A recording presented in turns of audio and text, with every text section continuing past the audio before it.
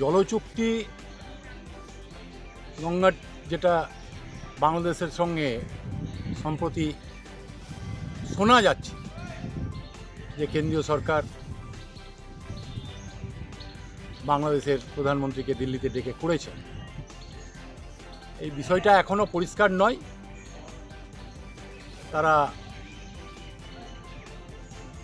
সত্যিকারের যদি স্বচ্ছতা রাখতে চায় তাহলে পরিষ্কারভাবে বলা উচিত যে এই জলচুক্তির মধ্যে কি আছে। অতীতে জলচুক্তি হয়েছিল 90-এর দশকে, তৎকালীন প্রধানমন্ত্রী দেবগৌড়া জ্যোতিবাবু মধ্যে মনে ছিল, আমাদের পশ্চিমবঙ্গের প্রয়াত মুখ্যমন্ত্রী মাননীয় জ্যোতি বসুকে সঙ্গে নিয়ে করেছিলেন। তাতে খরা মরশুমে এখানকার জলের যোগান দেখে একটা অংশ দেওয়ার কথা হয়েছিল। এখন জলের যোগান কমে যাচ্ছে। 95-এর যে জলের প্রবাহ ফারাক্কা ব্যারেজে যে পরিমাণ জল আসতো, যে কোনো কারণেই হোক, একেবারে সোর্স থেকে জল কমে যাওয়া হোক বা মাঝে সেচের নামে অন্যান্যভাবে, গঙ্গার বড় অংশটাই তো ঝাড়খণ্ড, বিহার, উত্তরপ্রদেশের মধ্যে পড়ছে। ফলে সেখানে জল কিছু ব্যবহার হচ্ছে মানুষের স্বার্থে।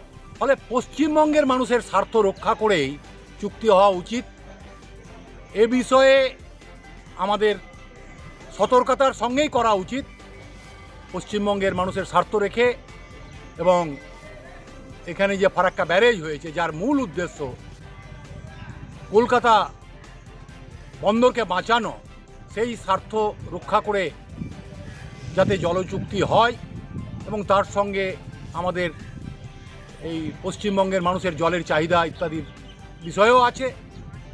আমাদের গঙ্গা ভাঙন, হঠাৎ করে জল ছেড়ে দেওয়ার কারণে বর্ষার সময় আবার খরার সময় আটকে দেওয়ার কারণে যে সমস্যাগুলো আছে সেগুলোকেও নজরে নিয়ে আসতে হবে। শুধু জলচুক্তি, হ্যাঁ, আন্তর্জাতিক ক্ষেত্রে প্রয়োজন আছে, বন্ধুত্বের ব্যাপার আছে নিশ্চয়ই, সেগুলো বড় ব্যাপার, কিন্তু আমাদের স্থানীয় স্বার্থকে জলাঞ্জলি দিয়ে এটা করা উচিত নয়। আর বললেন জমি জায়গার ব্যাপার, অতীতে ফারাক্কা ব্যারেজের কাছ থেকে জমি নিয়ে বিশাল এলাকা, আপনারা দেখতে পাবেন এনেছে ধারে তারাপুর হাসপাতাল, ফারাক্কা সৈয়দ নুরুল হাসান কলেজ, এগুলো হয়েছে তৎকালীন যিনি এমএলএ ছিলেন আবুল হাসনাত খান, এমপি হয়েছিলেন, তার উদ্যোগে প্রথমে এখানে হাসপাতাল হয়, বিডিও অফিসের জায়গা তার জন্য, এবং ওখানে একটা আবাসন করার কথা ছিল, 2.5 একর জায়গা তার জন্য নেওয়া হয়, কলেজের জন্য 10 একর জায়গা নেওয়া হয়, সমপরিমাণ জায়গা তারাপুর হাসপাতালের জন্য ফারাক্কা ব্যারেজের কাছ থেকে নেওয়া হয়। ফারাক্কা টাউনশিপের ভেতরে বাস ডিপো আছে, তার জন্য প্রায় 1 একর জায়গা কি তারও বেশি কিছুটা জায়গা ফারাক্কা ব্যারেজ দিয়েছে। হ্যাঁ, এটা আমি মনে করি যে যারা জনপ্রতিনিধি তাদের ফারাক্কা ব্যারেজ অথরিটি বা তাদের যারা ঊর্ধ্বতন কর্তৃপক্ষ আছে কেন্দ্রীয় সরকার, এমপি এমএলএদের সেই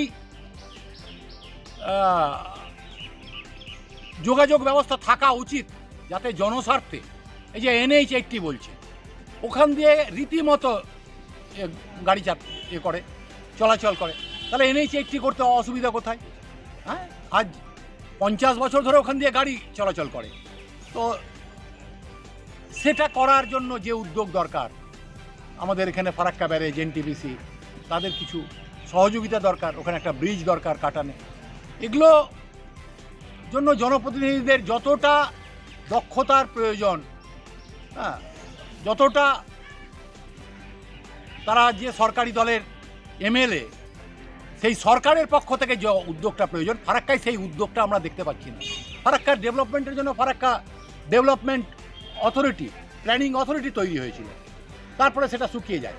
তো যদি এটা একটা ডেভেলপমেন্ট, হলদিয়ায় যেমন আছে, দুর্গাপুরে যেমন আছে, আসানসোলে যেমন আছে কেন্দ্রীয় সরকারের, তো এখানে একটা ডেভেলপমেন্ট অথরিটি হতেই পারে। তো সে নিয়ে কখনো আমাদের বামফ্রন্টের সময় শেষ সময়ে ভেবেছিল সেখানে একটা ফারাক্কা ব্যারেজ অফিসও দিয়েছিল, তারপরে সেটা শুকিয়ে গেল। হ্যাঁ, এটা হয়েছিল বামফ্রন্টের শেষ সময় না, ওটা হয়েছিল প্রায় 2000 সালের আশেপাশে এটা হয়েছিল, যে আমাদের মিলন মন্দিরের সামনে একটা কোয়ার্টারও অ্যালটমেন্ট করা হয়েছিল প্ল্যানিং অথরিটি, যে এগুলো করার জন্য।